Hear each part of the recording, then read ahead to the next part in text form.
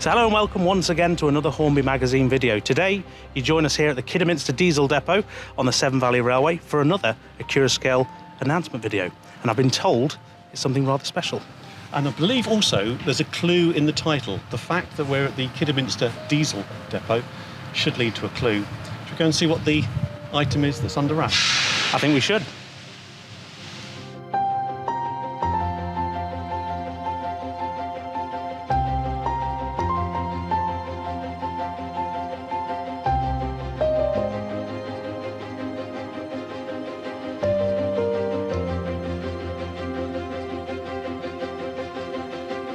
Well, personally, this project's been on the radar for quite a while, maybe 2 or 3 years now.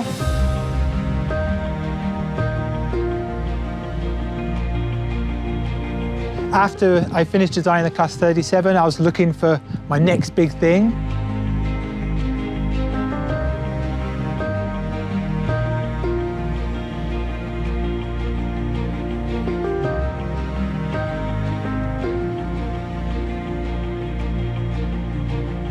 The project is completely designed, it's currently in tooling, and we're hoping to have the first samples early in the new year.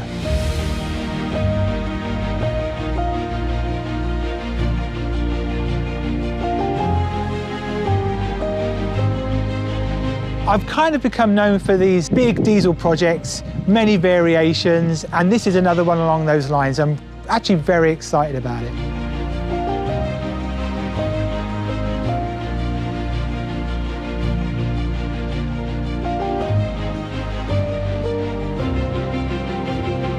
And I'm very, very pleased to reveal our new Accurascale mainline diesel locomotive, the English Electric Class 50.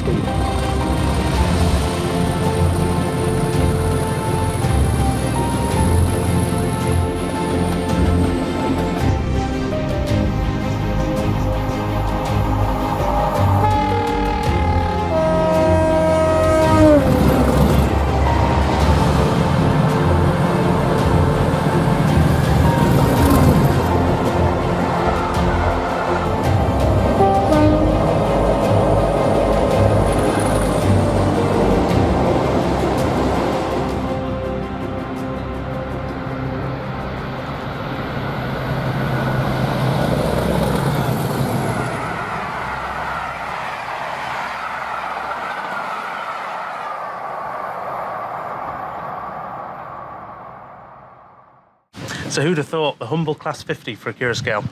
Superb engines, and here we are surrounded by greatness. Who's not to love the Class 50?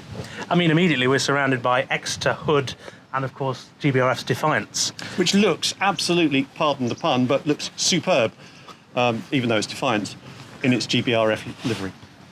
And what a place. Kidderminster, I believe, has 6 of these locomotives on site.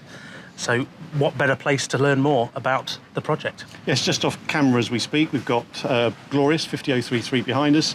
We've also got Ark Royal just over behind us as well. And within the diesel depot, which we'll see a little bit later, is 50007, also in GB Rail Freight livery. And as we've seen in the intro, we're joined by Gareth Bayer from Accurascale, the project manager for this project. And I'm looking forward to learning more about the Class 50 for Accurascale. And what's to come. So I think we should go and track him down and pin him down with some questions.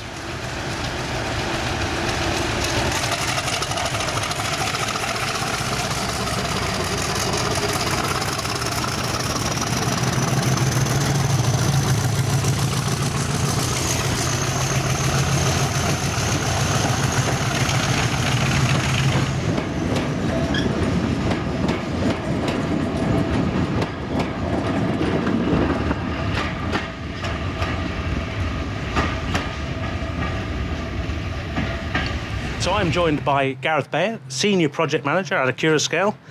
Gareth, Yes. Why the 50? So I think for us it's a natural progression. We did the Deltic, we've done the Class 37. Where do you go next? Well, it's the Class 50. I mean, it's a bit more of a divisive class maybe, in that it has its detractors, but also many people who passionately love it, and we're in that second group. So where are we with the model currently? So the model is currently in tooling, looking at samples early in the new year. Design's all finished, and yeah, we're very happy with it. What are some of the elements of the design approach that you've particularly enjoyed with this project? So, one thing I liked about it was that it wasn't as difficult as the Glass 37, but it still has its quirks, and I think basically we spent a lot of time trying to get some of the oddball variations in there as well. You know, everybody knows that there's kind of the as-built variants, and then they all got refurbished late 70s, early 80s. But there are some little differences that maybe people aren't so familiar about that we wanted to try and incorporate into the tooling. And what liveries have you got coming? We're doing D423 in BR Blue. That's as-built condition. We're doing 50006 Neptune in BR Blue, and that's in its early refurbishment condition. We're doing 50008 Thunderer in its Hanson and Hall colours. 50014 Warspite in large logo with black roof. That may be subject to change. 50017 Royal Oak in original Network Southeast. That was one of the first two that were painted when they launched the livery. 50021 Rodney in large logo with grey roof, and that will also have the orange cantwell stripe. And that's your lot. So can you tell me some of the features of this model that maybe we haven't seen before? This one comes with the full package that we've seen on the Deltic and the 37, which includes things like the hall sensor for the flange squeal. We've also got the interior detail in the cabs we've gone crazy on the cab interior detail. Full underframe detail and stuff like that. But I think this one we've now gone with the working fan, which will be there's two different fans. There's an early and late version, including our usual Accura Thrash speaker and the small little treble speaker as well in there as well. So we tried to incorporate the full package. Plus a little bit extra over the 37, and we'll be coming back to the 37, upgrading that in the future to match the Class 50. And although we're fairly early in the project, do you have a rough guide to availability? It's always a difficult thing. China is still suffering under their zero COVID policy, so it can be very difficult. But so it's, like I say, as I mentioned earlier, we've got the first samples early in the new year. We'll be looking at deco samples, I would say early May or early summer. And availability, probably, we would absolutely love to get the first batch on the boat at the end of the year. That would be our ambition. It's a challenging one, so I can't make any promises at this stage. But of course, we'll keep everybody updated via Hornby Magazine, via the internet, and via Facebook as well, and our other social media.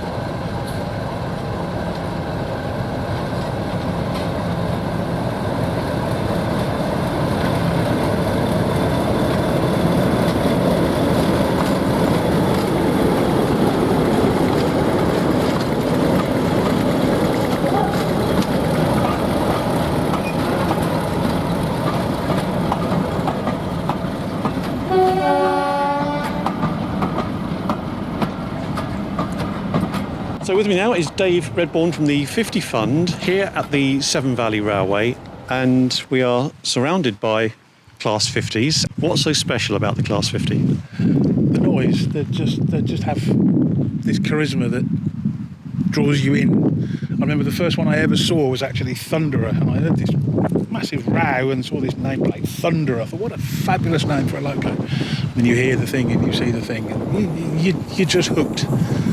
So back in the day, you were a follower of 50s before you got involved with rebuilding them, It was, yes. Yeah, very much so. I had a lot of relatives in Cornwall, so I spent a lot of time travelling up and down on the Cornish locals, which were some of my favourite trains. And then living in Birmingham, of course, the Birmingham-Paddington up and down the Thames Valley route. Spent an awful lot of time on that. Now, of course, these are 50-plus-year-old locomotives. How do you provide that TLC to keep them going? What are the quirks of them? What do they require? They all have quirks. They're a complex locomotive. They are all different. They all have their own little foibles, their own little characteristics. They all perform very differently. And the only way really to maintain Class 50s is with an awful lot of money.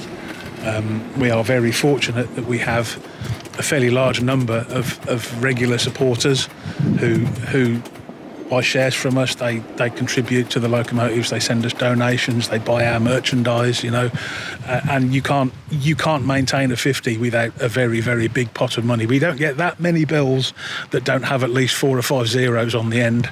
So it's not a cheap game. So you manage to maintain them and keep them in working order. How often do you get to start them up?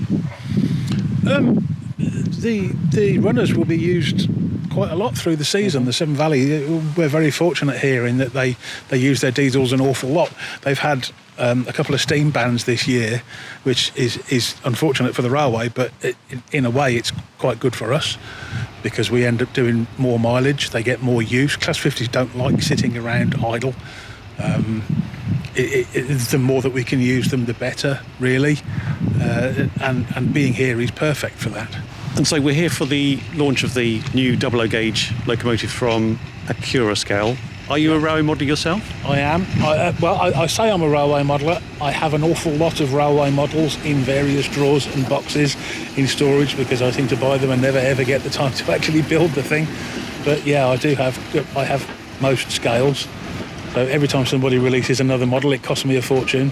So it could be true to say that you tinker with the real thing as well as the models? I do, yes. I don't get my hands dirty on these very often, sadly. I tend to leave that to the people that know what they're doing. And what are you most looking forward to from the model when it comes out? Well, having seen some of the other things that Accurascales have produced, I'm very much looking forward to seeing what they do with the 50.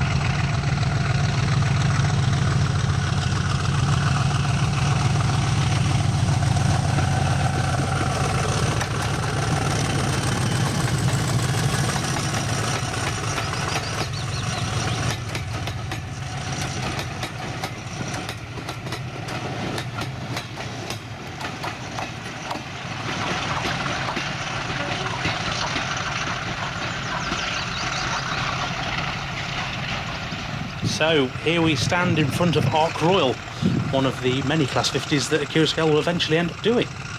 And I, for one, have had a very exciting day, particularly with this announcement.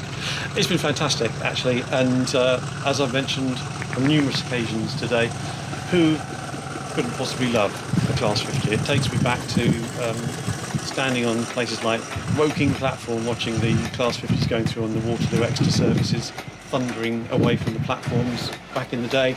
It doesn't seem like it was so many years ago. It seems like it was only yesterday, and it was, 30 odd years ago, which is quite scary when you stop and look at that. So I'm really looking forward to the new models that are coming through, and there's going to be a nice selection of them as well, by the sounds of things, with the original colour schemes plus refurbished colour schemes with the large logo and the Network South East colours, and also one or two specials by the sounds of things too. So the expectation is there and the momentum is there, and it's going to be a really exciting time over the next 12 months or so to watch the development of this model. Well, we're in luck, and you at home are also in luck, because we'll have the news first here at Hornby Magazine and of course on keymodelworld.com. So stay tuned as ever and check back, and we'll keep you updated on the project. But for now, I'm going to say thank you very much for watching as ever. Take care, and we'll see you very soon in the next one. Bye for now. Bye for now.